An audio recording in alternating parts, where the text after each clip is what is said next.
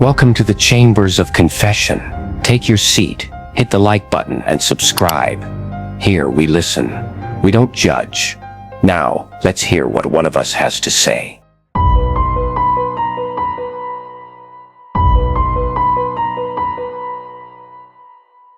The gun barrel was still warm when he pressed it against my neck. I can still feel it sometimes when I'm trying to sleep. This happened 6 months ago, July 23rd, 2024.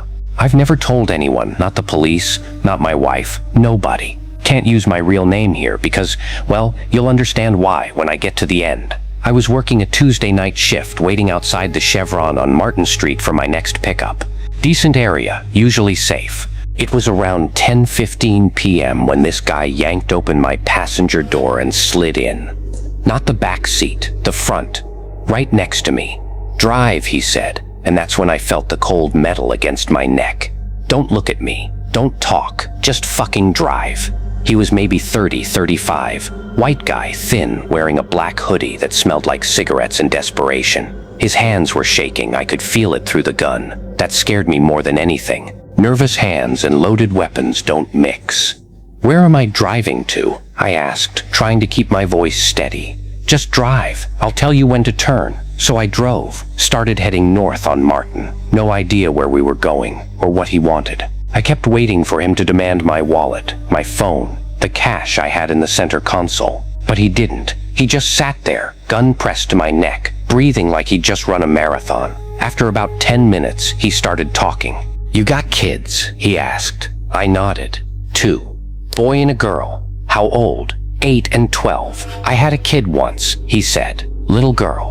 She'd be 15 now. If..." He trailed off, then snapped back to attention. "Turn left here. Keep going straight after that." That's when I realized this wasn't a robbery. This was something else entirely. For the next 3 hours, 3 fucking hours, he held me hostage while he told me his life story. And I mean everything. His childhood, his mistakes, his daughter. What brought him to my car that night with a gun and nothing left to lose. His name was Marcus. Marcus Chen. He told me his full name, his social security number, his address, everything. Like he was confessing to a priest who was about to die anyway. He'd been a good father once, married his high school girlfriend Sarah when they were both 19, had their daughter Lily 2 years later, worked construction, paid his bills, coached Little League on weekends. Normal life, you know?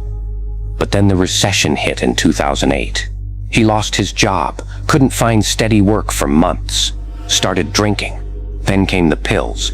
Percocet for a back injury that never healed right. Pills led to heroin because it was cheaper. Sarah tried to help him get clean. Rehab twice, therapy, support groups. But addiction is a monster, and the monster was winning. When Lily was 7, Sarah finally had enough.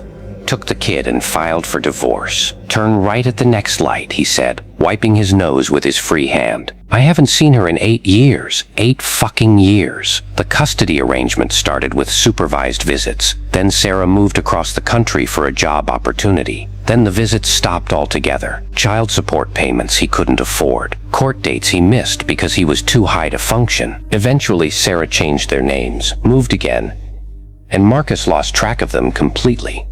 He'd been clean for 2 years now, had a job at a warehouse, a tiny apartment, was trying to rebuild his life, but the damage was done. His daughter was a stranger, and he was just some ghost from her past that her mother probably told her to forget. "I hired a private investigator," he said, as we drove through neighborhoods I didn't recognize.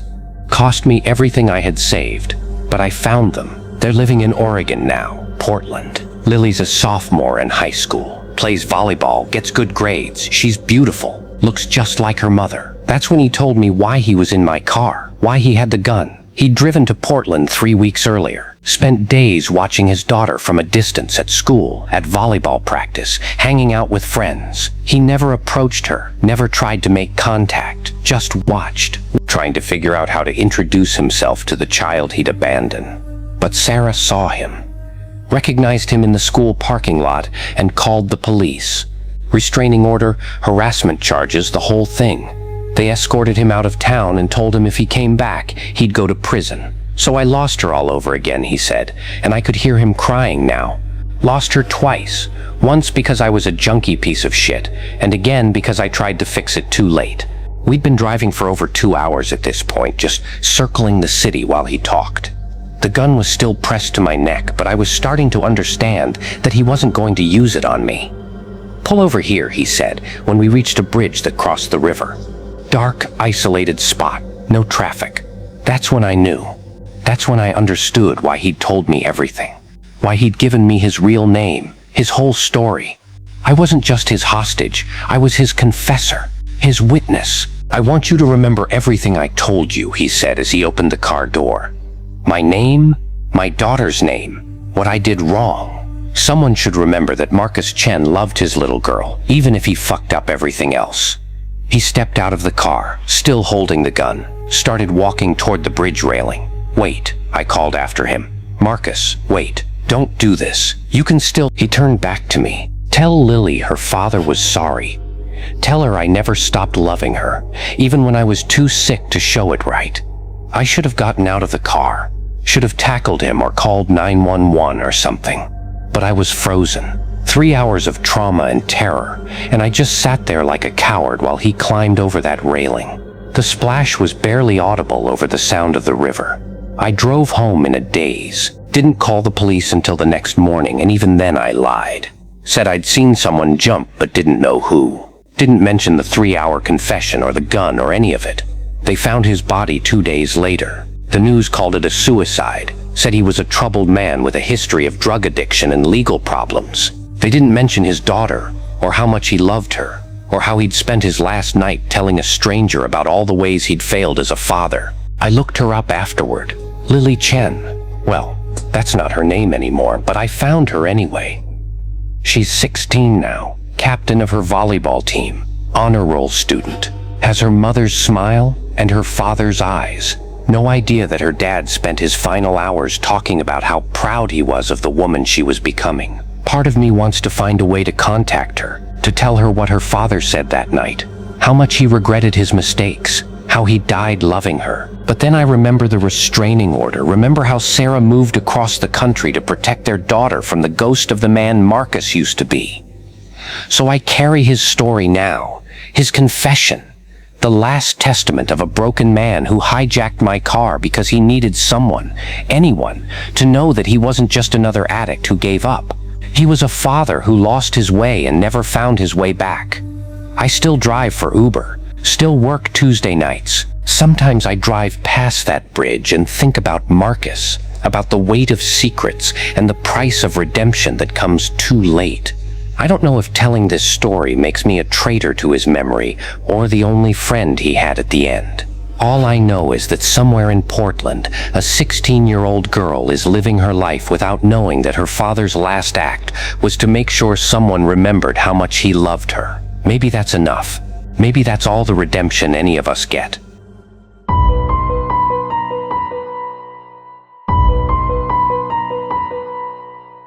I haven't driven for 3 weeks now. Can't. Every time I get behind the wheel, I see her face in the rearview mirror. Look, I need to tell someone this before I lose my mind completely. I'm not using my real name. Can't risk it now. What I found, what she wrote. Jesus Christ, March 15th, 2024. Thursday night, around 11:30. I was about to call it quits when this ping came through. 5-star rider, pickup from some office building downtown. Good area, decent tip potential, so I took it. She was waiting by the curb when I pulled up. Mid-20s, blonde hair in a messy bun, wearing scrubs like she just got off a shift. Nurse, maybe, or dental hygienist. She got in the back seat, gave me an address in the suburbs, then immediately started crying. Not dramatic sobbing or anything, just quiet tears. The kind that hurt to watch because you know someone's world just fell apart and they're trying to hold it together. I asked if she was okay, you know, the polite driver thing. She just nodded and said, "Long day." Then she put her earbuds in and stared out the window for the entire 20-minute drive. When we got to her place, nice little house with a white picket fence, the whole suburban dream, she thanked me, tipped through the app and got out. Normal ride, except about 2 minutes after I drove away, I realized she'd left something behind. A journal. Small thing, black leather cover, tied with one of those ribbon bookmarks. It had slipped between the seat cushions. I figured I'd just drive back, knock on her door, hand it over. Simple. But when I got back to her house, all the lights were off. Car wasn't in the driveway anymore. I knocked anyway. Nothing. Tried calling the number from the ride request, but it went straight to voicemail. Automated message, no name. So I took the journal home, planned to turn it into Uber's Lost and Found the next day. That was the plan. But I couldn't sleep that night. Kept thinking about how upset she'd looked, how she'd been crying. And that journal was just sitting there on my kitchen table. And I don't know, I guess I thought maybe there was contact information inside. A phone number, an address, something to help me get it back to her. That's what I told myself anyway. The first page had her name written in neat handwriting, property of Sarah Michelle Torres. Below that, an address, not the one I dropped her off at. This was across town, some apartment complex I knew was mostly college kids and young professionals. I should have stopped there. Should have just driven to that address the next morning and returned it. But I flipped to the next page, just to see if there were any other contact details, you understand? Day 847 since Mom died. Still having the dreams. That's how it started. And once I read that line, I couldn't stop. I told myself I was just scanning for contact info, but that was bullshit.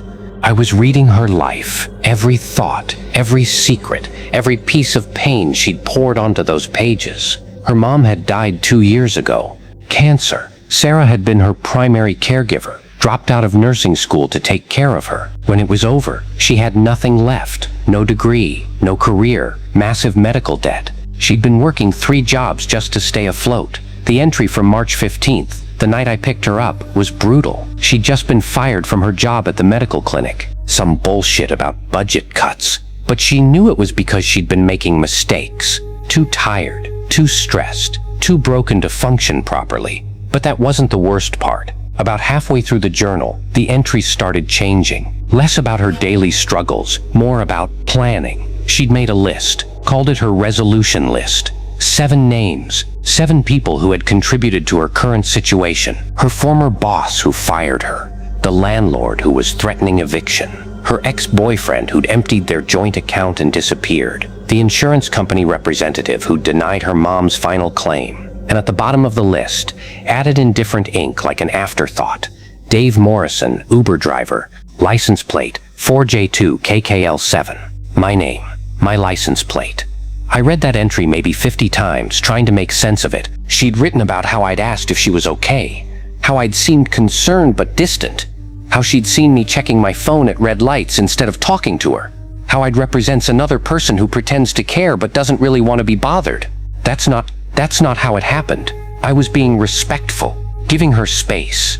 She had earbuds in, for Christ's sake. But in her mind, I was just another person who'd failed her. Another name on her list of people who'd contributed to her pain.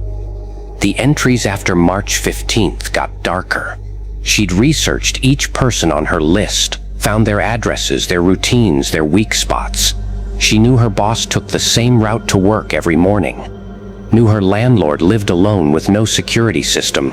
Knew her ex worked late shifts at a warehouse. And she knew I drove Thursday nights. Knew I usually parked outside the Marriott downtown around midnight, waiting for airport runs. The last entry was dated March 18th, 3 days after our ride.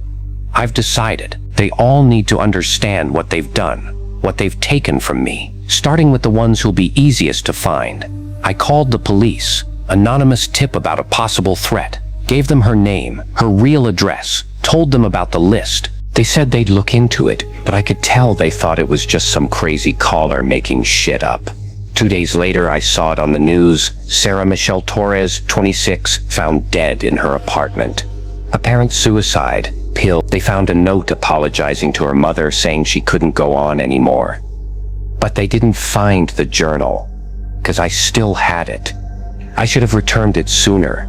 Should have taken it straight to the police instead of reading it first. Maybe if I'd acted faster, gotten her help instead of invading her privacy, she'd still be alive. But that's not even the worst part. The worst part is what I found when I went through the journal one more time after she died. Tucked between the last 2 pages, written in shaky handwriting like she could barely hold the pen. If anyone finds this, I'm sorry. I couldn't do it. Couldn't hurt anyone else. But I wanted to. God help me. I wanted to make them all pay. Maybe this is better. Maybe this is the only way to make sure I don't become the monster I feel turning into. She didn't kill herself because she was hopeless. She killed herself because she was afraid of what she might do. She saw the darkness growing inside her, saw herself planning to hurt people, and she chose to stop herself the only way she knew how. And I was on her list. I was going to be her target, and I never even knew it. Some random Thursday night, she might have been waiting by my car with a knife or a gun or God knows what, and I would have died thinking it was just a random crime. But she stopped herself. She chose to die rather than become a killer. I still have the journal. I know I should destroy it, but I can't. It's the only proof that Sarah Torres wasn't just another suicide statistic. She was someone who was pushed to the edge and chose to step back rather than push others over. I don't know if that makes her a hero or just human. All I know is that I failed her twice. Once when I didn't see how much pain she was in, and again when I violated her privacy instead of helping her get the help she needed. Sometimes I wonder about the other people on her list. Do they know how close they came? Do they lie awake at night thinking about the young woman who died alone? Or do they just go on with their lives never knowing they were marked for death by someone whose pain they never even noticed? I notice now. Every passenger who cries, every person who looks broken, every human being who gets in my car carrying invisible wounds. I see them now.